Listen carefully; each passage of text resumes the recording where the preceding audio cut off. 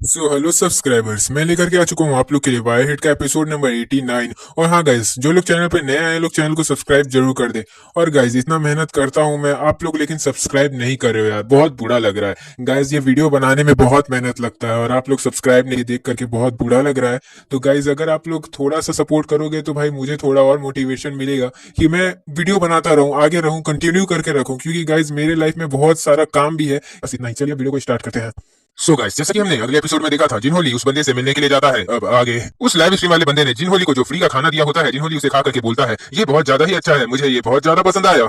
ये सुनकर के नंबर 3 बोलता है हाँ ये बहुत ज्यादा अच्छा है, मेरे को भी ये बहुत अच्छा लगता है, लेकिन मेरे को सलमान और भी ज्यादा अच्छा लगता है। ये सुनकर के जिनहोली बोलता है मैं सुशी की बात नहीं कर रहा हूँ नंबर 3, मैं कुछ और चीज की बात कर रहा हूँ। जिनहोली बोलता है नंबर 3 से कि तुमने कहा था कि तुम पैसे कमाने का ऑनलाइन रास्ता खोज रहे हो, लेकिन तुमने मुझे ये नहीं समझाया था। ये सब देख करके तो मैं बहुत ज्यादा ही शॉक हो गया हूँ। और नंबर 3 बोलता है असल में मैं भी तो एक इलाइट क्लास का बच्चा ही हूँ, तो मेरे से तुम ऐसी उम्मीद तो कर ही सकते हो। नंबर 3 बोलता है मेरा एक दोस्त था जो जापान में था, ठीक है, उसने मुझे बताया इस लड़के के बारे में और इस लड़के को मैं यहाँ पर ले आया। ये लड़का बोलता है कि ये सब कुछ। नंबर 3 बोलता है वैसे मेरे जापान का जो दोस्त है उसने मुझे बताया था इस आदमी के बारे में, ये आदमी खाने के लिए कुछ भी कर सकता है, मतलब अपना पूरा जान भी दे सकता है, बस उसे खाना देना होगा। और इसीलिए मैंने सोचा कि मैं ये काम कर दूं और इससे ये सारे काम करवाया करूं। वैसे भी आप खुद देख सकते हैं, ये यहाँ पर जब से आया है तब से सब कोई को चौंका करके रखा है और आपको भी बहुत मजा आ रहा होगा, आप खुद भी तो इसे देख करके चौंक गए थे। ये सुनकर के जिनहोली बोलता है हाँ वो सब तो ठीक है, लेकिन जिनहोली बोलता है हमारे ऐसे मेन कैरेक्टर को इस तरीके से शांत रहना अच्छा नहीं लग रहा मुझे, ये इतना शांत क्यों है। तो वो लाइव स्ट्रीम वाला बंदा बोलता है क्योंकि मेरे पास आप लोगों से बात करने के लिए ज्यादा कुछ नहीं है। और ये सुनकर के जिनहोली बोलता है ऐसे तो नहीं चलेगा लड़के, तुम्हें थोड़ी सी तो बात करनी ही चाहिए। वैसे अगर देखा जाए तो मेरे पास तुमसे पूछने के लिए काफी सारी चीजें हैं, मैं तुमसे बहुत कुछ पूछना चाहता हूँ।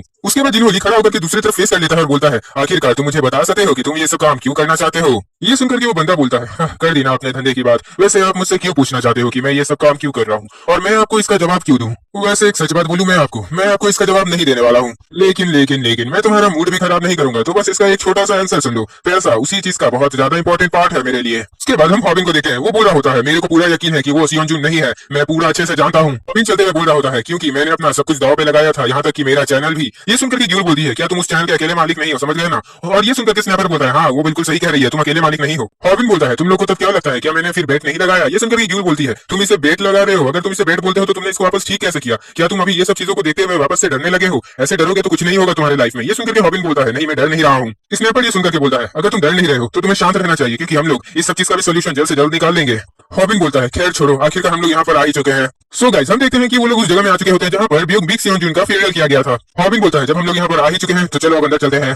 उसके बाद हम रूमी को देखते हैं, वो बोल रही होती है तो फेयरवेल के ऑर्गेनाइजर आप हमें कुछ बताते क्यों नहीं, हमें सब कुछ जानना है कि असल में ये सब चल क्या रहा है। स्नैपर बोल रहा होता है आपको सब कुछ पता है, हम लोग जानते हैं क्योंकि आप ही हमेशा फेयरवेल को ऑर्गेनाइज करते हैं, तो आपको हर एक बात को अच्छे से पता होनी ही चाहिए, आप सब कुछ सच सच जानते हैं। रूमी बोलती है जब ये फेयरवेल हो रहा था तब हॉबी ने सियोंजुन की फैमिली के रिप्रेजेंटेटिव से मिला था और आपको भी पता है, लेकिन हम लोग नहीं मिल पाए थे क्योंकि हम लोग गए नहीं थे, इसीलिए हमें सब कुछ पता नहीं है। और आप वहीं पे थे क्योंकि आप ऑर्गेनाइज करते हैं तो आपको सब कुछ पता होना ही चाहिए। ये सुनकर के वो ऑर्गेनाइजर बोलता है मैंने तुम लोगों से कहा ना मैं तुम लोगों को कुछ भी नहीं बता पाऊंगा। हॉबिन बोलता है हम लोग आपसे ज्यादा कुछ नहीं पूछेंगे, बस हमें एक छोटा सा आंसर चाहिए कि आप बता सकते हैं कि सियोंजुन का जो फ्यूनरल हुआ था वो असली था या नकली था। ऑर्गेनाइजर बोलता है वैसे भी ये एक ऐसी जगह है जहाँ पर सबका प्राइवेसी को रखा जाता है, अगर मैं सबको यही सब चीज बताता रहूंगा तो यहाँ का सारा नियम टूट जाएगा और लॉ यही कहता है कि हम नियम को नहीं तोड़ सकते हैं। उसके बाद ड्यूल बोलती है हेलो मिस्टर, जब आप मेरे मोबाइल में देखो यहाँ पर क्या लिखा है कि यहाँ पर जो जिंदा आदमी लोग होते हैं उन्हीं पे ऐसे ऐसे नियम लागू होते हैं, जो मर जाते हैं उन पे ये सब नियम लागू नहीं होते हैं। क्या आप हमें अभी भी एक छोटे बच्चे समझ रहे हैं जो लॉलीपॉप लेकर के घूमते होंगे अपने मुंह में। उसके बाद वो ऑर्गेनाइजर हॉबिन को धक्का मारते हुए बोलते हुए आगे बढ़ रहा होता है कि देखो मैं तुम्हें नहीं बता सकता क्योंकि ये जो कंपनी के रूल्स के खिलाफ है, वैसे भी अगर तुम्हारे फैमिली का कोई मेंबर के साथ ऐसा होगा तो मैं उसका भी प्राइवेसी तुम लोग को नहीं बता सकता हूँ, समझ गए ना। ये एक नियम है जो हमें मानना ही पड़ता है, वरना ये बहुत बड़ा क्राइम कहलाता है। ये सुनकर के हॉबिन बोलता है आपको क्या पता है कि कितने लोगों ने अपना जान दिया है और कितने लोग इतना रिस्क लिए हैं, मैं भी खुद रिस्क लिया और मेरी पूरी कंपनी भी रिस्क ली थी इसके लिए। आपको हमें सच्चाई को बताना होगा, आप ऐसे सच्चाई को नहीं छुपा सकते हैं हमसे। हॉबिन बोलता है प्लीज आप हम लोग को समझिए और हम लोग की मदद करिए ताकि हम लोग सच्चाई को बाहर निकाल सके, क्योंकि मैं जानता हूँ कि आप भी थे वहां पर उस समय जब हम लोग बहुत ज्यादा मुसीबत में थे और आपने भी हम लोग की बहुत ज्यादा मदद की थी। लेकिन ऑर्गेनाइजर उनकी बात नहीं सुनता है और जाते हुए बोल रहा होता है देख लो बच्चों, जो नियम होते हैं वो नियम ही होते हैं, हम उन्हें नहीं बदल सकते हैं। ड्यूल बोलती है ये बहुत ज्यादा ही नौटंकी कर रहा है, मुझे बिल्कुल पसंद नहीं आ रहा, क्योंकि अगर कोई मर गया है तो कम से कम उसके बारे में हमें बता तो सकता है ये, लेकिन ये हमें बता भी नहीं रहा। और ये सुनकर के स्नैपर बोलता है इसका कमेंट कुछ ज्यादा हो गया है, ये बहुत ज्यादा ही सच में नौटंकी कर रहा है, मुझे भी ये पसंद नहीं आया। हॉबिन बोल रहा होता है मैं नहीं समझ पा रहा ऑर्गेनाइजर कि तुम आखिरकार क्या सोच रहे हो और तुम्हारे दिमाग में क्या चल रहा है। यहाँ पर ऑर्गेनाइजर सोच रहा होता है आखिरकार ये बहुत ज्यादा अजीब है कि कोई मर चुका है और कोई आकर के मुझे धमकी देता है कि मैं उसके बारे में किसी को भी ना बताऊं, मैं बहुत ज्यादा ही डरा हुआ हूँ। उसके बाद हम एक लड़की को देखते हैं जो कॉल पे बात कर रही होती है, जो फ्यूनरल का ऑर्गेनाइजर है, वो बहुत अच्छे से सब चीज को संभाल रहा है। वैसे जरा तुम बता सकते हो कि तुम अभी क्या कर रहे हो। हम देखते हैं कॉल पे नंबर 3 होता है, वो बोलता है मैं अभी बाहर आया हुआ हूँ अपने बड़े बॉस के साथ में, वैसे मैं तुमसे बाद में मिलने आऊंगा। ये सुनकर के वो लड़की बोलती है कहाँ पर मिलने आओगे हमसे मिलने, और ये सुनकर के नंबर 3 बोलता है अरे यार हम लोग के उसी घर पे आऊंगा जहाँ पर हम सब लोग हमेशा मिलते हैं। उसके बाद वो लड़की बोलती है हम लोग वहीं पर मिलेंगे जहाँ पर हम लोग ये सब काम कर रहे हैं और जहाँ पर हम लोग सियोन जून को बना रहे हैं, वैसे तुम यहाँ पर जरूर आ जाना ठीक है, और यहीं पर आकर के हमसे मिलना। तो नंबर 3 बोलता है हाँ बिल्कुल, वैसे तुम लोग जो काम कर रहे हैं बहुत ज्यादा ही असली लग रहा है, मेरे को तो एक पल ऐसा लगा कि मैं सच में जबान में देख रहा हूँ सियोन जून को। वो लड़की बोल रही होती है वैसे भी मैंने बहुत ज्यादा मेहनत किया है और इसमें बहुत ज्यादा ही काम करना पड़ रहा है, तो तुम्हें मेरे को अच्छे खासे पैसे देने होंगे, समझ गए ना। तो नंबर 3 बोलता है हाँ हाँ मिल जाएगा, इसमें इतना फिक्र करने वाली कोई बात नहीं है। उसके बाद नंबर 3 बोलता है तो चलो अब हम लोग इस काम को एकदम से बड़ा कर देते हैं और पूरे कोरिया में फैला देते हैं। नंबर 3 बोलता है वैसे भी मुझे तुम पे पूरा भरोसा है कि तुम सारे काम बहुत ज्यादा ही परफेक्टली करती हो। उसके बाद हम वांगुक का घर देखते हैं। हम देखते हैं वांगुक कैमरा में रूमी का पिक देख रहा होता है। हम देखते हैं वो बाथरूम में होता है। वेट वेट वेट वेट, आखिरकार वो बाथरूम में रूमी का पिक क्यों देख रहा है? ये देखते हुए हमारी जूल पाटू भी वही सवाल पूछती है जो मेरे दिमाग में चल रहा होता है। जूल पाटू बोलती है आखिरकार तुम कैमरा लेकर के बाथरूम में कर क्या रहे हो? क्या तुम कुछ गंदी गंदी कामें कर रहे हो वहाँ पर? और ये सुनकर के वांगुक बोलता है डर के मारे नहीं नहीं मैं ऐसा कुछ नहीं कर रहा हूँ। तो ये सुनकर के जूल बोलती है तो इसमें इतना सरप्राइज होकर के बोलने वाली क्या बात है वांगुक? जूल पाटू बोलती है आखिरकार मैं समझ नहीं पा रही और तुम मुझे बहुत ज्यादा फ्रस्ट्रेटिंग भी कर रहे हो क्योंकि मुझे समझ में नहीं आ रहा कि आखिरकार तुम्हारे और रूमी के साथ हुआ क्या है और तुम वो सब में क्या काम कर रहे हो, मतलब तुम क्या कर रहे हो बाथरूम में, ये भी नहीं समझ पा रही हूँ। और एक बात बताओ, जब तुम्हारा लाइव स्ट्रीम इतना अच्छा चल रहा था रूमी और तुम्हारा, तो अचानक से तुम्हारे एनिवर्सरी के दिन में ये सब क्या घट गया है जो अब तुम ऐसे बाथरूम में कैमरा लेकर के बैठे हुए हो? वांगुक ये सुनकर के बोलता है प्लीज अब अपना मुंह को बंद कर दो, और ये सुनकर के जूल बोलती है इसका मतलब तुम्हारा क्या ब्रेकअप हो चुका है? उसके बाद हम देखते हैं रूमी को जो लाइव स्ट्रीम कर रही होती है और वो बोल रही होती है कि सॉरी आज मैं अकेले लाइव स्ट्रीम कर रही हूँ, लेकिन हाँ मैं आज आप लोग के लिए और भी अच्छा वीडियो बना करके दिखाऊंगी और आप लोग और भी ज्यादा एंजॉय करेंगे आज मेरे वीडियो को, जैसा कि मैं बोलता हूँ। ये साउंड सुनकर के वांगुक जूल पाटू के पास आकर के बैठ जाता है और बोलता है अच्छा तुम अभी बताओ तुम अभी क्या देख रही थी और किसमें देख रही थी? तो रूमी बोलती है मैं अभी यूट्यूब पे देख रही थी, और वांगुक बोलता है क्या देख रही थी? तो बोले मैं बस ऐसी कुछ देख रही थी, तुम्हारे को उससे क्या जा रहा है? उसके बाद जूल पाटू वांगुक को दिखाते हुए बोल रही होती है क्या ये तुम्हें रूमी जैसा दिख रही है, बताओ जरा। और ये देख करके वांगुक का आंख खुला रह जाता है। वांगुक बोलता है लेकिन ये तो बिग सियोंजुन है, लेकिन ये तो मर चुका था ना, ये ऐसा लाइव कैसे कर सकता है? ये सुनकर के हमारी ग्यूल पाटू बोलती है क्या तुम्हें अभी भी इन सब चीजों पे यकीन हो रहा है वांगुक? मुझे तो इन सब चीजों पे भरोसा बिल्कुल नहीं है। ग्यूल पाटू बोलती है मैं जानती हूँ कि ये वीक सियोंजुन तो बिल्कुल भी नहीं है, और ये सुनकर के वांगुक बोलता है तब ये वीडियो कैसे अपलोड हुआ और तुम इतना यकीन से कैसे बोल सकती हो, जरा बता सकती हो? ग्यूल पाटू बोलती है अगर तुमको कुछ पता नहीं है ऐसा मतलब तुम सच में बेवकूफी हो वांगुक। ग्यूल पाटू बोलती है यहाँ पर बस कोई है जो वीक सियोंजुन जैसी एक्टिंग कर रहा है और उसके सब्सक्राइबर को बस 2-3 सेकंड में ही अपने पास बुला ले रहा है। मैं तुम्हें कमाल की बात बताऊं वांगुक, वैसे ये जो बंदा है ना ये डीप फेक टेक्नोलॉजी का यूज कर रहा है। उसके बाद ग्यूल पाटू के दरवाजे से पास से आवाज आ रही होती है क्या कहा तुमने, ये क्या डीप फेक क्या होता है, जरा मुझे बता सकती हो तुम? हम देखते हैं वहाँ पर ग्यूल हॉबिन और स्नैपर आ जाते हैं और हॉबिन पूछ रहा होता है वहाँ पर कोई है जो सियोंजुन जैसी एक्टिंग कर रहा है और तुमको अगर पता है तो मुझे बताओ ग्यूल पाटू, वरना मैं बहुत ज्यादा ही अभी गुस्से में हूँ। उन्हें देखकर ग्यूल पाटू बोले होती है आखिरकार तुम लोग को यहाँ पर आने के लिए किसने बोला, हाँ तुम यहाँ पर कैसे आ सकते हो? ये सुनकर के वांगुक बोलता है मैंने इन लोगों को यहाँ पर बुलाया है। हॉबिन ग्यूल पाटू के सामने जाकर के बोलता है सुनो ग्यूल मुझे सच में तुम्हारी मदद की जरूरत है, और ये सुनकर के ग्यूल बोलती है क्या कहा तुमने? हॉबिन बोलता है मैं जानता हूँ कि तुम्हें क्या चाहिए लेकिन अभी हमें बस तुम्हारी मदद की जरूरत है। हॉबिन बोलता है अगर तुम हमें सच में उसकी सच्चाई को बाहर निकालने में मदद करोगी तो तुम जो बोलोगी मैं वही काम करूंगा तुम्हारे लिए। ये सुनकर के ग्यूल पाटू बोलती है तुम सच में बहुत ज्यादा ही अजीब हो, लेकिन जो भी हो मैं अब तुम्हें बस एक ही बार ये सब चीज बताऊंगी तो ध्यान से सुनना। ग्यूल पाटू बोलती है देखो ये जो टेक्नोलॉजी है ये आर्टिफिशियल इंटेलिजेंट और डीप फेक मतलब कि ये जो ह्यूमन का डेटा है इसे मिला करके बनाया जाता है, इसमें एकदम असली जैसा तो नहीं लेकिन हाँ इसमें थोड़ा थोड़ा एकदम सेम बनता है। इस टेक्नोलॉजी की मदद से तुम अपने शरीर को ऐसा बना सकते हो जैसा तुम सपने में अपने सोचते हो कि मेरा शरीर ऐसा होगा, बस तुम इसको देख करके अपने आप को संतुष्टित करवा सकते हो कि भाई मेरा शरीर ऐसा बन गया फोटो में देख लो, और इसकी मदद से तुम एकदम अच्छे तरीके से अपने आप को उस इंसान के बॉडी में चिपका सकते हो, ऐसा लगेगा कि भाई वो तुम ही हो, लेकिन ऐसा नहीं है, वो तुम बिल्कुल भी नहीं होगे। ग्यूल पाटू बोलती है बस थोड़े से पैसे को लगा करके और थोड़ा सा इधर उधर टीपने से कंप्यूटर में तुम ऐसा चीजों को बना सकते हो। स्नैपर बोलता है असल में तुम्हें ये सब चीज के बारे में इतने अच्छे से कैसे पता है ग्यूल? और ये सुनकर ग्यूल पाटू बोलती है ये सब तो पता होना ही चाहिए क्योंकि तुम लोग एक यूट्यूब चैनल के ओनर हो और तुम लोग को इस ऑनलाइन सर्विसेज के बारे में पता होना ही चाहिए था। तुम लोग समझ तो पा रहे हो ना कि मैं तुम लोग को क्या समझाने का कोशिश कर रही हूँ इतने समय से। उसके बाद हम लोग उस सीन में जाते हैं जहाँ पर वो बंदा जिनहोली से अपने बात कर रहा होता है। वो बंदा बोलता है चलिए अब मैं आपको अपने बारे में कुछ बता देता हूँ। वो बंदा बोलता है मेरा नाम यूसुके है और मैं एक डुप्लीकेट एक्टर हूँ। उसके बाद हम देखते हैं जिनहोली बाहर खड़ा होता है और बोलता है तुमने क्या कहा था डीप फेक टेक्नोलॉजी की? हाँ क्यों मैंने सही कहा ना? जिनहोली बोलता है मानना पड़ेगा ये दुनिया जो है बहुत ज्यादा ही बदल गई है। नंबर 3 बोलता है वैसे अगर हम लोग ऐसा काम करेंगे तो हम लोग बहुत जल्दी पैसे कमा सकते हैं, कम से कम 10 बार से ज्यादा हम लोग पैसे कमा सकते हैं। और ये सुनकर के जिनहोली बोलता है इससे तो मुझे मेरे रोंगटे खड़े हो जा रहे हैं, ये सुन के मुझे तो ये सुन के बड़ा अच्छा लग रहा है। जिनहोली बोलता है उस आदमी को देख करके ऐसा लगता है कि उसने सियोंजुन के बारे में सब कुछ अच्छे से पढ़ लिया है और उसकी एक्टिंग भी एकदम बराबर से कर रहा है, यहाँ तक कि उसके बॉडी में लगे हुए टैटू और वो निशान, यहाँ तक कि उसके बाल सब बिल्कुल सियोंजुन जैसे मिलते हैं और वो एकदम से परफेक्ट बना करके रखा है इसे। उसके बात करने का तरीका और उसका आवाज एकदम सियोंजुन से मिल रहा है, वो बहुत ज्यादा ही कमाल का एक्टर निकला है। ये सब देख करके मैं बस एक ही चीज बोलूंगा मुझे माफ कर देना रियल सियोंजुन जो मैं तुम्हारे साथ ऐसा कर रहा हूँ मरने के बाद भी। जिनहोली आसमान की तरफ देखते हुए बोल रहा होता है असल में अगर तुम यहाँ पर होते तो शायद ही मैं कभी पब्लिक को ऐसे बेवकूफ बना पाता। यहाँ पर हम ग्यूल पाटू को देखते वो बोल रही होती है जो वीडियो बनाया जा रहा है सियोंजुन के बारे में वो अभी अपने फ्लॉ से बाहर चल रहा है। ग्यूल पाटू बोलती है जो लोग भी इस डीप फेक को बना रहे हैं इन्होंने पूरा ऊपर से लेकर नीचे तक बहुत सही से मेंटेन किया है, लेकिन इससे मैं मानती हूँ कि एक नॉर्मल पर्सन आराम से वो धोखा खा जाएगा, लेकिन मैंने तो पूरा कोर्स किया है तो मैं कोई नॉर्मल पर्सन में नहीं आती हूँ तो मैं इससे धोखा नहीं खा रही हूँ, मैं आराम से देखते ही पहचान सकती हूँ कि असली कौन है और नकली कौन है। ग्यूल पाटू बोलती है इसमें दो बड़ी गलतियां हैं जो उन लोगों ने की है वीडियो बनाने में।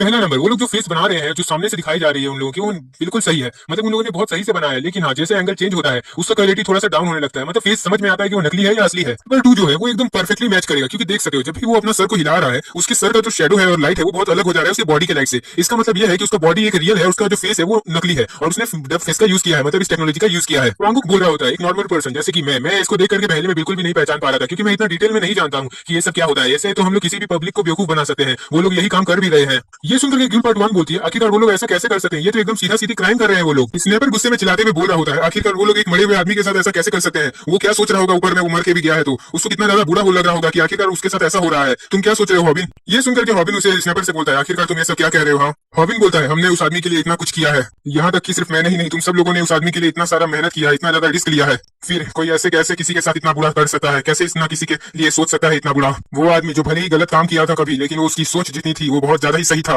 वो बहुत साफ दिल का था, उसने कभी भी इतना ज्यादा बुरा नहीं सोचा किसी के बारे में जितना जिनहोली सोचता है, और हमने बस उसी को इंसाफ दिलाने के लिए इतना कुछ किया था। रॉबिन बोल रहा होता है आखिरकार वो किसी के साथ इतना बुरा नहीं कर सकते हैं, हम लोग उन्हें ऐसा करने नहीं देंगे। अगर तुम एक इंसान हो तो किसी इंसान के साथ ऐसा करने का कोई हक ही नहीं बनता है। अब बस बहुत हो गया, अब मैं उस इंसान को दिखाऊंगा कि अपने लिमिट्स को क्रॉस करने का और अपने लाइन को क्रॉस करने का अंजाम क्या होता है। उस साले को उसके बुरे कामों की सजा तो मैं दे करके ही रहूंगा। उसके बाद हम देखते हैं कि वो बंदा फिर से लाइव स्ट्रीम स्टार्ट कर देता है। वो बंदा बोल रहा होता है आई होप आपको आज की डिश पसंद आई होगी, तो आप लोग भी इसे घर पे बनाने का ट्राई कर सकते हैं। हॉबिन भी उसकी वीडियोस को देख रहा होता है और मन में सोच रहा होता है ये मुझे बहुत ज्यादा ही अभी इरिटेट करने लगा है, बस एक बार मेरे को पता चल जाए कि ये है कौन, उसके बाद मैं इसे बताऊंगा कि एक मरे हुए आदमी का शक्ल का इस्तेमाल करने के बाद पैसा कमाने से क्या अंजाम होता है। इसका दिन पे दिन अपना सब्सक्राइबर बढ़ता ही जा रहा है, पब्लिक भी इसको पसंद करने लगी है, लेकिन मैं इसको ज्यादा दिन तक ऐसे नहीं करने दूंगा। फिर हॉबिन की साइड से आवाज आती है तो सब कोई अब इधर देखो, अब हम लोग इसका खत्म करने के लिए तैयार हैं, अब हम लोग ये चीज को खत्म करने जा रहे हैं। हम देखते हैं वो लोग लाइव स्ट्रीम करने जा रहे होते हैं जो सियोंजुन का सच बताने के लिए वो लोग करने वाले होते हैं, और ग्यूल बोल रही होती है कि अब हम सब लोग तैयार हैं, हॉबिन तो तुम आ जाओ यहाँ पर। ग्यूल पार्ट 2 बोल रही होती है लेकिन तुम लोगों ने मुझे ये काम करने के लिए क्यों दिया है? ये सुनकर के स्नैपर बोलता है क्यों तुम्हें नर्वसनेस फील हो रही है क्या? ग्यूल पार्ट 2 बोलती है नहीं बिल्कुल नहीं, मुझे नर्वस नहीं हो रही हूँ, चलो अब स्टार्ट करते हैं। हॉबिन बोलता है मैं पूरा तरीके से श्योर हूँ क्योंकि वो भी अपना ब्रॉडकास्ट अभी स्टार्ट करने वाला है, तो हम लोग को भी अपने ब्रॉडकास्ट को अभी स्टार्ट करने का टाइम आ चुका है। उसके बाद अचानक से ही हॉबिन के मोबाइल में कुछ तो आता है, हॉबिन अपने मोबाइल को देखता है। हॉबिन बोलता है अरे ग्यूल और स्नैपर जरा सुनो मेरी बात, और ये सुनकर के स्नैपर बोलता है बोलो क्या बात है? हॉबिन सामने आते हुए बोल रहा होता है अभी तुम लोग रुक जाओ 2 मिनट के लिए, प्लीज 2 मिनट के लिए रुको। वो बात यह है कि मैं ये कहना चाहता हूँ कि आज का जो स्ट्रीम है हमें उसे कैंसिल करना होगा। उसके बाद ग्यूल पार्ट 2 बोलने लगती है मैं जानती थी कि हॉबिन कभी भी मेरे को स्ट्रीम करने नहीं देगा, नहीं तो मैं फेमस हो जाऊंगी ना। और ये सुनकर के हॉबिन बोलता है बिल्कुल ऐसा कुछ भी नहीं है, और फिर ये सुनकर के ग्यूल पार्ट 2 बोलती है तो कैसा है? मैं बस इतना ही बोलूंगा कि अभी नहीं करेंगे हम लोग ये काम, मैं तुम्हें सब कुछ बाद में बता दूंगा। और हम देखते हैं कि हॉबिन माइक को पकड़ लेता है लेकिन उसके हाथ कांप रहे होते हैं, लेकिन बस आज का जो स्ट्रीम है हमें उसे बंद करना होगा। फिर हम देखते हैं किसी को जो लॉलीपॉप खा रहा होता है, उस बंदे के पीछे से आवाज आती है तो कैसे हो मेरे दोस्त? हम देखते हैं वहाँ पर नंबर 3 होता है, वो बोलता है क्या तुम्हें आइसक्रीम खाना है? वो बंदा उसकी तरफ फेस करते हुए बोल रहा होता है नहीं मैं अभी लॉलीपॉप खा रहा हूँ। नंबर 3 बोलता है अगर तुम यही सब चीजों को खाओगे तो तुम हमेशा बच्चे ही रह जाओगे, तुम्हें बड़ा होना चाहिए ना। और ये सुनकर के वो बंदा बोलता है तुम्हें इससे क्या जा रहा है, मैं बड़ा रहूं या छोटा रहूं? नंबर 3 बोलता है हम लोग के जो सब्सक्राइबर हैं वो सब तो बढ़ते ही जा रहे हैं, तो मैंने सोचा कि जरा आकर के मैं देख लेता हूँ कि तुम काम क्या कर रहे हो जो इतना ज्यादा मस्त लग रहा है सबको। वो बंदा बोलता है इतना खुश होने की भी जरूरत नहीं है क्योंकि कुछ कमेंट कर रहे हैं कि ये सब असली है कि नहीं, बहुत लोगों को शक भी हो रहा है। लेकिन एक बात बताओ ये काम तो मुझे समझ में आ रहा है लेकिन तुमने वो सब चीजों को क्यों मेरे से बनवाया है? नंबर 3 बोलता है अब मैं तुम्हें क्या बताऊं, हम लोग के पास बस एक टारगेट है जिसे हमें खत्म करना बहुत ज्यादा ही जरूरी है। उसके बाद हमें बात पास्ट की तरफ में दिखाया जाता है जहाँ पर जिन्होंने नंबर 3 से बोल रहा होता है एक बंदा है, मैं मानता हूँ नंबर 3 की सब कुछ सही चल रहा है, लेकिन हाँ एक लड़का है जो सब कुछ खराब कर सकता है। और एक बात याद रखो जो सियोंजुन है उसके पास परिवार भले ही नहीं था लेकिन उसके पास कुछ दोस्त हो गए थे जो उसके परिवार से कम भी नहीं है। और मैं अब की बार यो हॉबिन कंपनी के ओनर हॉबिन की बात कर रहा हूँ। देखो उसके पास जितने दोस्त हैं मैं जानता हूँ कि वो लोग भी इसके बारे में कुछ ना तो कुछ करेंगे, तो तुम्हें उससे पहले उनको रास्ते से हटाना होगा। फिर वो कंप्यूटर में बैठा हुआ लड़का बोलता है आप इतना चिंता मत करिए, मैंने उसका भी बंदोबस्त कर दिया है। जैसा कि आपने कहा था हॉबिन के लिए मैं क्या करूं, तो मैंने बना दिया है आपके लिए एक चीज। यो हॉबिन कंपनी की लड़कियों का डीपफेक मैंने बनाया है और ये बहुत ज्यादा ही कमाल का है। आप इन सारे फोटो को हॉबिन के मोबाइल में भेज दीजिएगा, उसके बाद वो कुछ भी करने लायक नहीं बचेगा। इन फोटो को देख करके उसकी जल जाएगी और वो अगली बार कुछ करने से पहले सोचेगा, क्योंकि हम लोग उनसे बोल देंगे कि अगर वो कुछ एक्शन करेगा तो हम ये पब्लिक में फैला देंगे। नंबर 3 बोलता है ये जानते हो कितना ज्यादा असली लग रहा है? फिर हम एक बात को देखते हैं जहाँ पर स्नैपर बोल रहा होता है हॉबिन से उन लोगों ने हमारी लड़कियों का एक नकली फोटो बनाया और फिर उन लोगों ने तुम्हें उस दिन भेज दिया था। हॉबिन बोलता है हाँ तुमने बिल्कुल सही कहा, और मेरे पास अब इतना ज्यादा हिम्मत भी नहीं बचा है कि मैं उन पे और ज्यादा गुस्सा करके अपने गुस्से को बर्बाद कर सकूं, और मैं ये भी नहीं समझ पा रहा कि मैं अब करूं तो करूं क्या। स्नैपर बोलता है मतलब हमारे पास और कोई रास्ता नहीं है उनके डिमांड्स को मानने के अलावा, वरना वो लोग ये सारे फोटो को पब्लिक में पोस्ट कर देंगे। स्नैपर बोलता है लेकिन तुम एक बात जानते हो हॉबिन, सच्चाई सच ही रहती है कि असलियत क्या है, अगर ऐसे ऐसे चीज भी आएंगे तो हम लोग शायद उनसे फेस कर सकते हैं। और ये सुनकर के हॉबिन बोलता है हाँ तुमने बिल्कुल सही कहा, क्योंकि जब अगली बार ऐसा कुछ हुआ था तो रूमी बहुत ज्यादा ही उदास हो गई थी, वो तो पूरी तरीके से टूट गई थी और पूरा तरीके से वो अपने आप को खत्म करने के बारे में सोचने लगी थी। उसे अगर अब इन सब चीजों के बारे में पता चला तो वो बहुत ज्यादा ही उदास हो जाएगी, इसलिए मैं उसे बता नहीं सकता हूँ। स्नैपर बोलता है तब तो बहुत ज्यादा बड़ी मुसीबत हो गई, हम लोग उसका सच्चाई भी नहीं निकाल पाएंगे कि वो सियोंजुन का क्या कर रहा है, और वो हम लोग को ऐसे ब्लैकमेल भी करता जा रहा है। हॉबिन बोल रहा है मैं भी वही सोच रहा हूँ कि अब करेंगे तो करेंगे क्या। सीओ हेंसू और उसकी पूरी टीम मतलब पूरी लाइट क्लास है, उसके साथ है, जिनहो ली के साथ है। उतने में ही वहां पर वांगुक आ जाता है। वांगुक को देख करके स्नैपर बहुत ज्यादा ही घबरा जाता है। वांगुक बोलता है, तुम लोग अभी किस बारे में बात कर रहे थे? तुम लोग मुझे बताओ कि आखिरकार हुआ क्या है जो तुम लोग इतना ज्यादा टेंशन में हो। वांगुक की बात सुनकर के स्नैपर बोलता है, क्या हॉबिन हम लोग को इसे बता देना चाहिए? और ये सुनकर के हॉबिन बोलता है, अगर हम लोग नहीं भी बताते हैं तो हो सकता है कि कभी ना कभी तो इन लोगों को पता चल ही जाएगा। हॉबिन वांगुक को बोलता है, उन लोगों ने हमारी कंपनी की लड़कियों का गंदा गंदा फोटो बनाया है, डीप फेक बनाया है, और क्योंकि उन लोगों ने ऐसा इसलिए बनाया है क्योंकि हम लोग सियोंजुन के बारे में लाइव करने जा रहे थे और उन लोगों ने हमें रोकने के लिए ऐसे ब्लैकमेल करने का यूज किया है। हॉबिन बोलता है, इन्हीं सब चीजों के कारण हम लोग अब कुछ भी नहीं कर पा रहे हैं। वो लोग गंदी गंदी फोटो बना बना करके भेज रहे हैं। और ये सुनकर के वांगुक का पूरा मतलब फेस लाल पड़ जाता है, वो बहुत ज्यादा गुस्से में आ जाता है। वांगुक बोलता है, क्या क्या कहा अभी अभी तुमने? वांगुक गुस्से में बोलता है, इसके पीछे भी पक्का जिन्हो ली ही होगा, क्यों मैंने सही कहा ना, वही ऐसा करवा रहा है ना। उसके बाद हम लोग वही बिल्डिंग देखते हैं जिसमें नंबर 3 ये सब काम कर रहा होता है। नंबर 3 पैसे भरा हुआ लिफाफा टेबल पे आगे बढ़ा रहा होता है। नंबर 3 बोलता है, इसको तुम देख लो और गिन लो, इसमें हम लोगों का पहला कमाई है जो तुमने ये सब काम किया है, इसके बदले में तुम्हें पैसे तो मिलने ही चाहिए थे ना। नंबर 3 बोलता है, यूट्यूब से अभी जितना इनकम हो रहा है उसका ये 1% है जो मैं तुम्हें दे रहा हूँ, और ये 1% भी काफी ज्यादा ही है। वो बंदा बोलता है, वैसे लेकिन ये काम में बहुत ज्यादा ही रिस्क है, इसमें बहुत ज्यादा ही जान को खतरा है, कभी भी कुछ भी हो सकता है कि पुलिस मुझे पकड़ ले। नंबर 3 बोलता है, तुम उन सब चीजों में ध्यान मत दो, तुम अपने एक्टिंग पे ध्यान दो, समझ गए ना। उतने में ही वो बंदा जो एडिटिंग कर रहा होता है वो फटाक से दरवाजा खोलते हुए नंबर 3 के सामने आ जाता है। नंबर 3 बोलता है, अरे यार तूने तो मुझे डरा ही दिया, मेरा हाथ सीधा मुंह पे आ गया था, अगर मुंह बड़ा होता तो हाथ बाहर निकल जाता। वो छोटा बंदा बोलता है, बाहर में कोई लड़का खड़ा है। उतने में ही वहां पर ब्लास्ट होता है और पूरा घर हिलने लगता है। वो नकली सेयोंगजुन बोलता है, असल में ये सब आवाज क्या हो रहा है, मेरे को लग रहा है कि कोई बम फोड़ रहा है यहाँ पर। नंबर 3 फटाफट खिड़की खोलते हुए बोलता है, क्या तुम्हें पूरा तरीके से पता है कि वो कौन है? तो वो बंदा बोलता है, मैं उसकी आइडेंटिटी को नहीं जानती हूँ। हम देखते हैं कि वहाँ पर एक और ब्लास्ट हो जाता है। हम देखते हैं वहाँ पर कोई बम लेकर के खड़ा होता है। उस बंदे को देखकर के नंबर 3 बोलता है, क्या रे तू पगला गया है क्या? यहाँ पर क्या पटाखे फोड़ रहा है? वो बंदा बोलता है, क्या कहा तूने?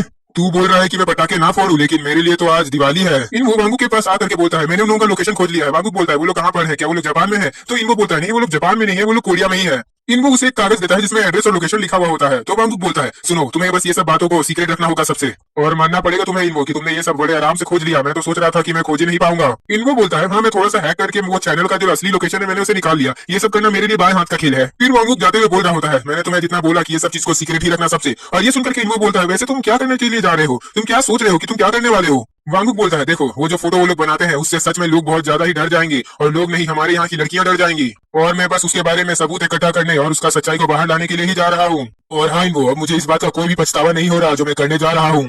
वांगुक बोल रहा होता है, मैं जानता हूँ मैं जो करने जा रहा हूँ वो एक ठो क्राइम से कम नहीं है। हम देखते हैं वहाँ पर फिर से एक ब्लास्ट होता है और नंबर 3 और वो जो बंदा है वो भाग रहा होता है। नंबर 3 बोलता है, बाद बाकी लोग कहाँ है, उन लोगों को जल्दी से कॉल करो और यहाँ पर बुला, बहुत बड़ी मुसीबत हो गई है। वांगुक बोलता है, भले ही मैं क्राइम कर रहा हूँ लेकिन मेरे को कोई फर्क नहीं पड़ेगा, मेरे को किसी भी चीज का फर्क नहीं पड़ता है, क्योंकि मैं ऐसा हर बार करने के लिए तैयार हूँ। मैं नहीं चाहता कि अब वो लड़की वापस से रोए जिससे मैं बहुत ज्यादा ही चाहता हूँ, और अब मैं जिससे प्यार करता हूँ मैं उसके चेहरे पे हमेशा स्माइल ही देखूंगा। तो अब मैं हमेशा की तरह उसको बचाने जा रहा हूँ। तो सारे के सारे सब्सक्राइबर्स तैयार हो जाओ, अपनी सीट की पेटी बांध लो, क्योंकि अब आप लोग को कुछ ऐसा देखने को मिलने वाला है जिसमें पूरा का पूरा मजा आएगा, और मेरे को भी बहुत ज्यादा मजा आएगा। So guys happy Diwali. और हाँ मेरी दिवाली कुछ ज्यादा ही दियो वाली होगी। अब वक्त आ चुका है ऐसा धमाका करने का जिससे पूरी दुनिया ही मैं हिला दूंगा, और मैं ऐसा धमाका करके पूरा मोहल्ला इन लोगों का हिला दूंगा, इनकी पूरी दुनिया ही खत्म कर दूंगा मैं। तो हेलो सब्सक्राइबर्स, मैं लेकर के आ चुका हूँ आप लोग के लिए वायरल हिट का एपिसोड नंबर 90। और हाँ गाइस, तो गाइस अगले एपिसोड में हम लोगों ने देखा था कि वांगुक अपने बदले की आंख में नंबर 3 और उसके साथियों को जलाने के लिए आगे बढ़ चुका होता है, और उसके एरिया में हर जगह में धमाके ही कर रहा होता है। अब आगे उसके बाद हमें थोड़ा पास में ले जाया जाता है जहाँ पर हमें हांगकांग सिटी को दिखाया जाता है। हम देखते हैं एक बंदा ताश खेलते हुए बोल रहा होता है, वो जो बंदे हैं वो लोग यहाँ पर बहुत ज्यादा ही फेमस है। एक बंदा बोलता है जो ड्रग्स का डीलिंग कर रहा होता है, वो बोल रहा होता है कि मैंने सुना था कि वो लोग ऑर्फनेज से निकले हैं, वो लोग अनाथ हैं, लेकिन मेरे को नहीं पता था वो लोग इतने ज्यादा खतरनाक भी होंगे। एक और बंदा बोलता है, वो लोग बहुत ज्यादा ही कमाल के हैं, मेरे को तो वो लोग बहुत ज्यादा ही पसंद आते हैं, मतलब वो लोग अभी के टाइम से ही इतने ज्यादा खतरनाक हैं, इतने लोग बड़े बड़े लोगों को वो लोग ब्लैकमेल कर देते हैं, मैं तो सोच भी नहीं सकता हूँ। उसके बाद हमें नंबर 3 और उसकी पूरी टीम को दिखाया जाता है जो ये सब काम करते होते हैं। नंबर 3 बोलता है, ये बहुत ज्यादा अच्छा है। नंबर 3 अपनी टीम वाले से बोलता है, तो गाइस पैसा आ चुका है तो चलो अब हम लोग काम पे लगते हैं। नंबर 3 बोलता है, क्या हमारे एक्टर सब रेडी हो चुके हैं? और ये सुनकर के वो लड़की बोलती है, हाँ सब कोई रेडी है, तो चलो काम पे आगे बढ़ते हैं। और हाँ गाइस, इस बंदे का नाम हैन होता है, क्योंकि आगे इसका रोल कुछ ज्यादा है तो मैंने इसका नाम बता दिया। तो गाइस ये बंदा बोलता है कि हाँ मैंने भी पूरा सेटअप को रेडी कर दिया है, तो हम लोग अब काम को शुरू कर सकते हैं। और गाइस इस छुटू से बंदे का नाम चैन होता है। चैन बोलता है, तो क्या मैं अब लाइव स्ट्रीम को स्टार्ट करूं? हम लोग को अब स्ट्रीम स्टार्ट करनी चाहिए। नंबर 3 बोलता है, हाँ बिल्कुल, हमें अब किस चीज का इंतजार है, चलो अब स्टार्ट करते हैं। उसके बाद हम एक लड़की को देखते हैं जो वहाँ पर एक्टिंग कर रही होती है और अपने अलग अलग पोजेस मार रही होती है। हम देखते हैं उसके ये सब अदाओं पे पब्लिक उसको 2000 बिलियन तक दे रही होती है, और ये देख करके नंबर 3 बोलता है, यही तो हमारा सिस्टम है, ये सिस्टम ऐसा ही है। एक्चुअली में नंबर 3 और उसकी टीम का काम ये होता है कि वो लोग एक्टर से डील करते हैं, उसके बाद एक्टिंग करवाते हैं और अपना सेटअप भी तैयार करते हैं और उससे यूट्यूब पे बहुत ज्यादा अपलोड करके पैसा कमाते हैं, जितना हो सके उतना डोनेशन लेते हैं। और हाँ, इसका फायदा ये भी होता है क्योंकि ये लोग गलत गलत वेबसाइट में भी इस वीडियो को अपलोड किया करते हैं और लाइव किया करते हैं। नंबर 3 बोलता है हम लोग काले पैसे का इस्तेमाल करके ये सब काम करते हैं, वैसे भी ये सब गलत नहीं है। हम देखते हैं उन लोग के लाइव स्ट्रीम में बहुत सारे लोग बहुत सारे पैसे डोनेट कर रहे होते हैं, उसको देख करके नंबर 3 बोलता है जैसे ये सारे पैसे हमारे पास आ जाएंगे, इसका करेंसी चेंज करके इसे हम लोग अपने अकाउंट में ट्रांसफर कर लेंगे। उसके बाद हम एक बंदे को देते हैं, ये बंदा क्रिमिनल ऑर्गेनाइजेशन का बॉस होता है। ये बंदा बोलता है क्या तुम लोग नहीं जानते हो कि मैं कौन हूँ? वो बंदा बोलता है मैं तुम लोग को अपने साथ काम में रख लूंगा तो मेरा ही बहुत ज्यादा नुकसान होगा, क्योंकि तुम बच्चे अपने आप को शेर समझते हो और ये सब काम करते हो, लेकिन तुम लोग को इतना नहीं पता है कि इन सबसे कितना ज्यादा रिस्क है, इसमें जान को भी खतरा होता है। तुम लोग को तो डर ही नहीं है किसी चीज से। तुम जैसे लोगों के साथ तो काम मेरी नौकर भी नहीं करेगी, मेरी नौकर भी तुम लोगों के मुंह पे थूक देगी। नंबर 3 बोलता है देख बेटा, मेरे को काम करने के बाद पैसे मिल जाने चाहिए जो तू मुझे दे नहीं रहा है, और ऊपर से तेरी ऑर्गेनाइजेशन भी बहुत ज्यादा बुरी है। मुझे फर्क नहीं पड़ता कि मैं तेरे ऑर्गेनाइजेशन के आधे से ज्यादा लोगों को मार दूंगा, तो इसीलिए मैं बोल रहा हूँ मुझे चुप शांति से तू पैसे मेरे दे दे, उसके बाद मैं शांति से अपनी टीम को लेकर चला जाऊंगा। हम देखते हैं वो बंदा नंबर 3 की टीम को उनके पैसे दे देता है और बोलता है ठीक है, मेरे ख्याल से तुम लोग ऐसे मानने नहीं वाले हो। और नंबर 3 बोलता है हाँ बिल्कुल, तुमने बहुत अच्छा काम किया मेरी बात मान के, वैसे भी हम लोग बहुत ज्यादा ही हाई रैंक में चले गए हैं, तो तुम्हें हम लोग से डर के ही रहना चाहिए मिस्टर। उसके बाद नंबर 3 अपनी टीम के साथ बैठ करके बोल रहा होता है अब हम लोग को अमीर बनने से कोई नहीं रोक सकता, हम लोग बहुत जल्दी अमीर हो जाएंगे। चलो अब हम लोग को और भी ज्यादा हैकर्स को अपने काम में शामिल कर लेना चाहिए ताकि हम लोग और भी ज्यादा पैसे कमा पाए, क्योंकि इस दुनिया में जब तक मुट्ठल लोग रहेंगे तब तक हम लोग का काम भी अच्छा चलेगा। मेरे को बस पैसे कमाने से मतलब है, इससे मेरे को फर्क नहीं पड़ता कि कौन बर्बाद होता है और कौन आबाद। उसके बाद नंबर 3 की टीम का एक मेंबर आकर के बोलता है कि सुनो हम लोग बहुत बड़ी मुसीबत में फंस चुके हैं, और ये देख करके नंबर 3 बहुत ज्यादा ही शॉक हो जाता है। हम देखते हैं उन लोग के बेस में पुलिस आ चुकी होती है और नंबर 3 बोलता है क्या कहा, यहाँ पर पुलिस आ गई है, यहाँ पर रेड पड़ गया है, लेकिन हम लोग तो नहीं जानते थे ऐसा कुछ होने वाला है, हम लोग अपने पैसे फटाफट बटोरने होंगे और यहाँ से जितना जल्दी हो सके उतना जल्दी निकलना होगा। ये सब देख करके नंबर 3 बोल रहा होता है आखिरकार ये सब क्या चल रहा है मेरे साथ, हम लोग जब भी कोई काम करने जाते हैं ऐसा क्यों हो जाता है हम लोगों के साथ। नंबर 3 बोलता है हम लोग को अभी यहाँ से फटाफट भागना चाहिए वरना और भी ज्यादा मुसीबत में फंस जाएंगे। मैं कसम से बोल रहा हूँ अगर मैं पकड़ा नहीं गया ना तो मैं इन सारे लोगों को मार दूंगा जितने हम लोग के दुश्मन है, सभी के सभी को मार दूंगा मैं।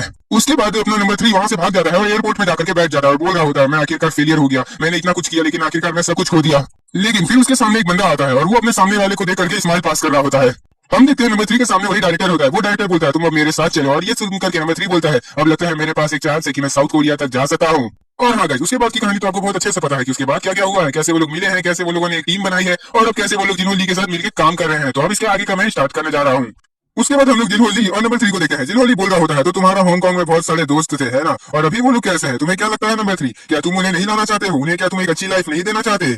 सो गाइस, तो यही रीजन है नंबर 3 का जिनहोली की बात को मानने का और अपने दोस्तों को एक अच्छी लाइफ देने के लिए उसने ये सब करना वापस से स्टार्ट कर दिया है। लेकिन ये तो गलत है, इसीलिए वांगू का अपना बदला लेने भी आया है। अब आगे हम देखते हैं वांगू उन लोग के सामने खड़ा होता है और बोलता है क्या हुआ, तुम लोग को पटाखे अच्छे नहीं लग रहे हैं क्या, ऐसे धमाके तुम्हें रोज रोज देखने को नहीं मिलेंगे बच्चों। नंबर 3 बोलता है तुम भला ये बॉम्ब को लेकर के क्यों घूम रहे हो, तुम्हें पता नहीं है क्या इन बॉम्ब से किसी को भी चोट पहुंच सकती है, तुम बहुत ज्यादा खतरनाक काम कर रहे हो। वांगू बोलता है तुम्हें पता है ये बॉम्ब मैंने कितना मेहनत से लाया है, जब सब जेल के आदमी लोग इस बॉम्ब को बनाते हैं वो लोग गलत काम करते हैं इस बॉम्ब को बना करके, लेकिन मैं अब सही काम करूंगा इस बॉम्ब का सही जगह पे इस्तेमाल करके। और ये देख करके नंबर 3 बहुत ज्यादा ही शौक में होता है।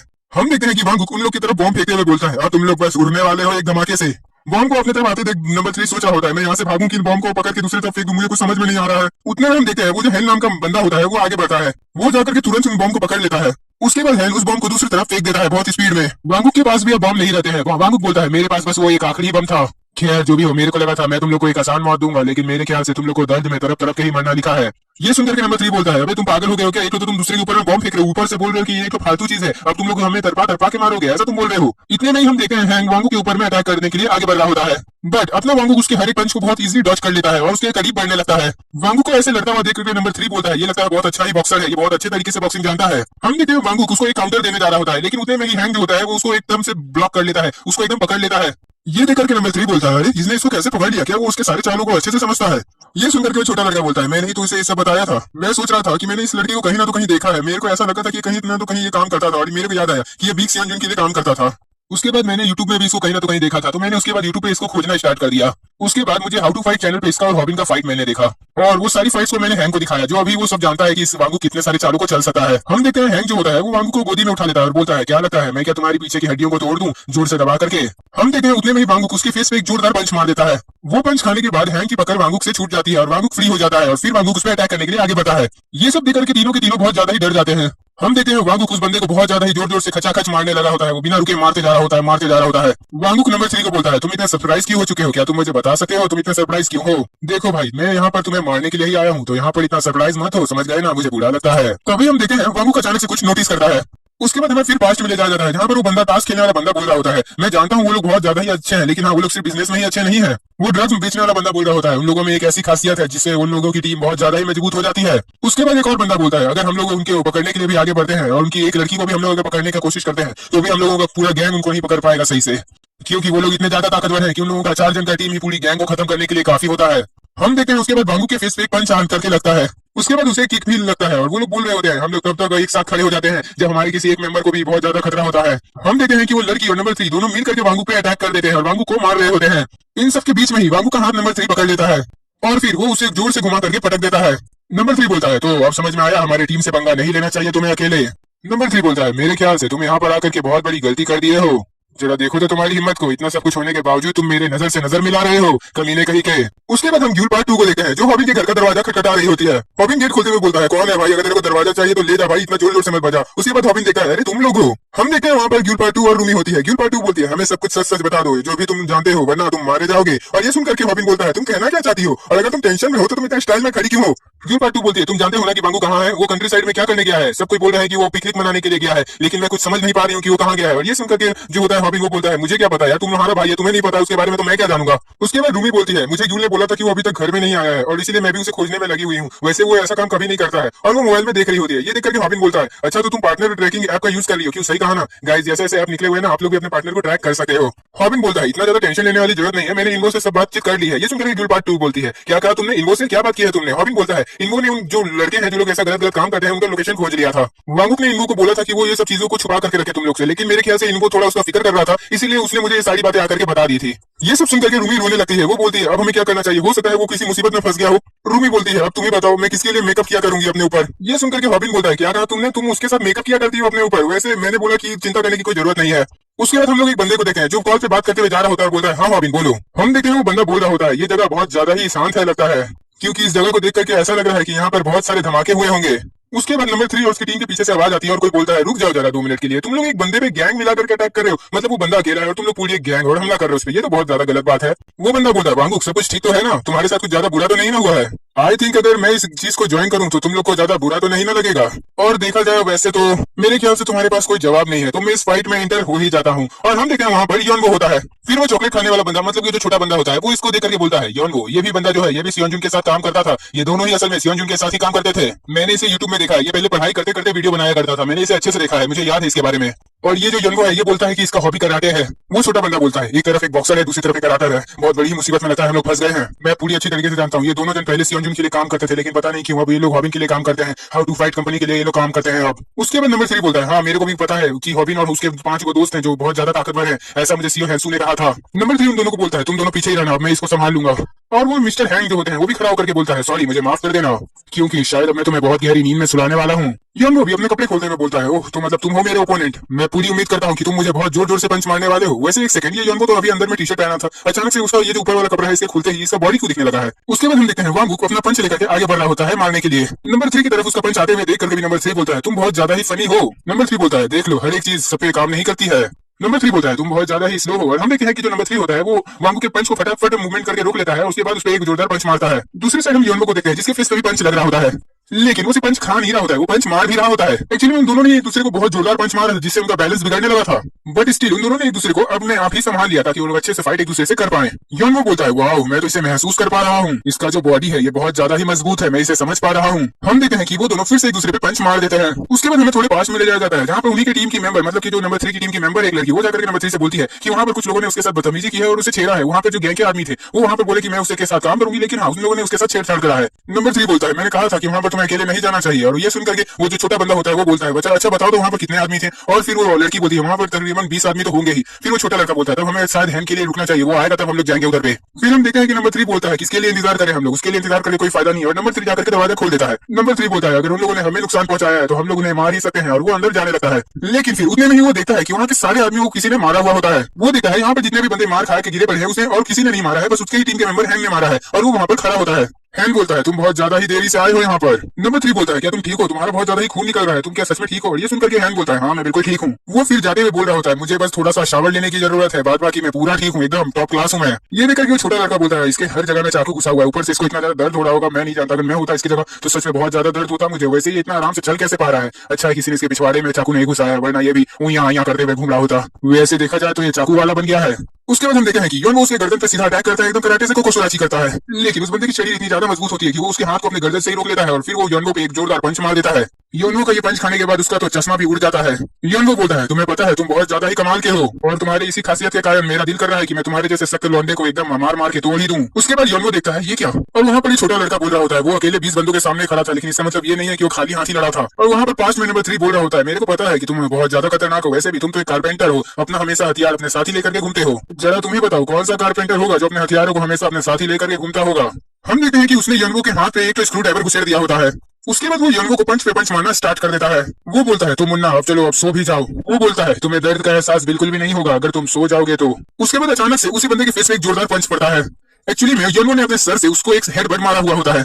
योनको बोलता है ये सब मेरे लिए कुछ भी नहीं है, एक स्क्रू ड्राइवर मामूली चीज है, अगर मैं तुम्हें बताऊं तो जंगली सुअर जो होते हैं उनका दांत इससे ज्यादा मोटा होता है और मैं उससे भी ज्यादा उसके दर्द को सहज चुका हूँ, तो उस सुअर के दांतों के सामने तो तुम्हारा ये जो स्क्रू ड्राइवर है ये कुछ भी नहीं है, ये मामूली सा खिलौना जैसा है। योनको बोलता है अगली बार मेरे हाथ पे नहीं मेरे गर्दन पे वार करने का कोशिश करना, समझ गए ना, लेकिन मेरे ख्याल से तुम्हें वो मौका भी तभी मिलेगा जब मैं तुम्हें वो मौका दूंगा।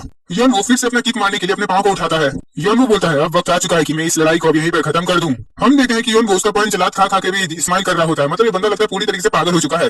योनको बोल रहा होता है हार मत मानो, अभी मेरे को और ज्यादा तुम्हारे साथ लड़ाई करना है, मुझे मजा आ रहा है तुमसे लड़ने में। हम देखते हैं कि वो बंदा अपने घुटनों के बल बैठ जाता है। वो बंदा बोलता है प्लीज 2 मिनट के लिए रुक जाओ, मैं बहुत ज्यादा थक गया हूँ। वो बंदा रोते हुए बोल रहा होता है तुम्हें लगता है तुम्हें पता है तुमने क्या किया, ऐसा लग रहा है कि मेरे सारे के सारे शरीर की हड्डियां टूट चुकी हैं। उसके बाद वो बंदा नंबर 3 की बातों को सोच रहा होता है। जब नंबर 3 उसे बोल रहा होता है कि तुम्हें बिल्कुल दर्द का एहसास नहीं होता है, तब वो बंदा सोच रहा होता है तुम बहुत ज्यादा गलत सोच रहे हो। वो बोलता है मैं बस तुम लोगों के लिए ही अपना इस दर्द को सहता रहता हूँ ताकि मैं तुम लोगों को सेफ रख सकूं। लेकिन हम देखते हैं कि योनको उसे एक पंच फिर मारता है और वो गिर जाता है जमीन पे। योनको ये देख करके पूरी तरीके से शॉक रह जाता है। योनको देखता है कि वो बंदा उठ नहीं रहा होता है, वो पूरी तरीके से गिर चुका होता है। वो बंदा योनको के बारे में सोच रहा होता है कि उसने उसको कितना ज्यादा मारा, उसके पूरी बॉडी में उसने अपने पंचेस से जड़ दिए थे, फिर भी उसके एक एक अटैक का उस पर कोई असर नहीं पड़ा, उल्टा कि वो तो हंस हंस करके सारे अटैक्सेस को सह रहा था और उस पर लगातार अटैक भी कर रहा था। हम देखते हैं कि वो जो कटप्पा होते हैं वो पूरे तरीके से चारों खाने चित हो चुके होते हैं। योनको ये देख करके मुंह बनाने लगता है। योनको बोलता है वाओ वाओ वाओ प्रभु जी तुसी तो ग्रेट हो। योनको बोलता है मुझे माफ कर दीजिएगा पाजी, मैंने आपको इतना मारा, लेकिन हाँ पाजी आपने मेरे को बहुत ज्यादा ही मजा दिलवाया है, पहली बार मुझे इतना लड़ाई किसी से करने में मजा आया है पाजी। उसके बाद हम नंबर 3 को देखते हैं। वो वांगुक को बोल रहा होता है मानना पड़ेगा तुम तेज तो हो और मेरे ख्याल से ये सब इसलिए है क्योंकि तुम एक बॉक्सर जो हो। खैर जो भी हो चलो आओ लड़ाई करते हैं। नंबर 3 बोलता है तुम एक पूरी तरीके से ट्रेन बॉक्सर हो और मैंने बस हकीडो को थोड़ा सा सीखा है, हम लोग को एक दूसरे से लड़ाई करना नहीं चाहिए, हम लोग बहुत अपना समय की बर्बादी कर रहे हैं, तुम्हें क्या लगता है? नंबर 3 सोच रहा होता है ये पहले से ही बहुत ज्यादा थक गया है, मेरे ख्याल से मुझे इससे थोड़ा सा बात तो कर ही लेना चाहिए। उसके बाद वो वांगुक से पूछता है क्या तुम्हें वो सब पसंद है, और ये सुनकर के वांगुक बोलता है तुम कहना क्या चाहते हो। उसके बाद नंबर 3 ये सुनकर के बोलता है अरे यार तुम समझ नहीं रहे हो, ये देखो हाथ का मैं इशारे करके तुम्हें दिखा रहा हूँ, अब तुम्हें समझ में आ रहा है मैं क्या कहना चाह रहा हूँ। और हाँ ये सब मत सोचो कि मैं ऐसी वैसी लड़कियों के लिए बोल रहा हूँ, मैं स्पेशली करके ये रूमी के लिए बोल रहा हूँ जो तुमने किया ही होगा कभी ना कभी तो। नंबर 3 सोच रहा होता है मैं तुम्हारी बची कुची एनर्जी को भी बर्बाद कर दूंगा, और वांगुक उस पर अटैक करने के लिए आगे बढ़ जाता है उतना ही एनर्जी में। लेकिन तभी ये देख करके एकदम से नंबर 3 शॉक हो जाता है क्योंकि वांगुक ने उस पर अटैक तो किया होता है लेकिन नंबर 3 को कुछ दिखाई नहीं दिया होता है, उसको तो वांगुक का पंच भी नहीं दिखाई दिया होता है। वांगुक फिर से उस पर अटैक करता है लेकिन वो फिर उससे डॉच कर लेता है। वांगुक उस पर अटैक करना बंद नहीं कर रहा होता है लेकिन वो बार बार उससे डॉच करते जा रहा होता है, गुलाटी उलाटी मारते हुए। वांगुक फिर फाइट के बीच में सोचने लगता है रूमी के बारे में, वो रूमी के साथ बिताए हुए हर एक यादों को सोचने लगता है। नंबर 3 वांगुक से बोलता है तुम्हें पता है तुम बहुत ज्यादा ही अजीब हो। वांगुक अपने हाथों को हिलाते हुए बोल रहा होता है कोई बात नहीं ये भी चलेगा, मैं अजीब ही सही हूँ, लेकिन मैं तुम्हें एक कमाल की बात बताऊं, तुमने उसके लिए जो फोटोज बनाए थे, जो उसके तुमने गलत सलत फोटो बनाए थे, मैंने वो सब देखा, लेकिन असलियत तो यह है कि मैंने ही अभी तक रूमी की असली असली फोटोज खींचे हैं, तो तुम मुझे बेवकूफ नहीं बना सके, उल्टा अब मैं तुमसे उन सभी चीजों का बदला लेने के लिए जा रहा हूँ। तो गाइस आई होप आज के एपिसोड में आपको बहुत ज्यादा मजा आया होगा, तो चलिए मिलते हैं नेक्स्ट एपिसोड में, तब तक के लिए सायोनारा।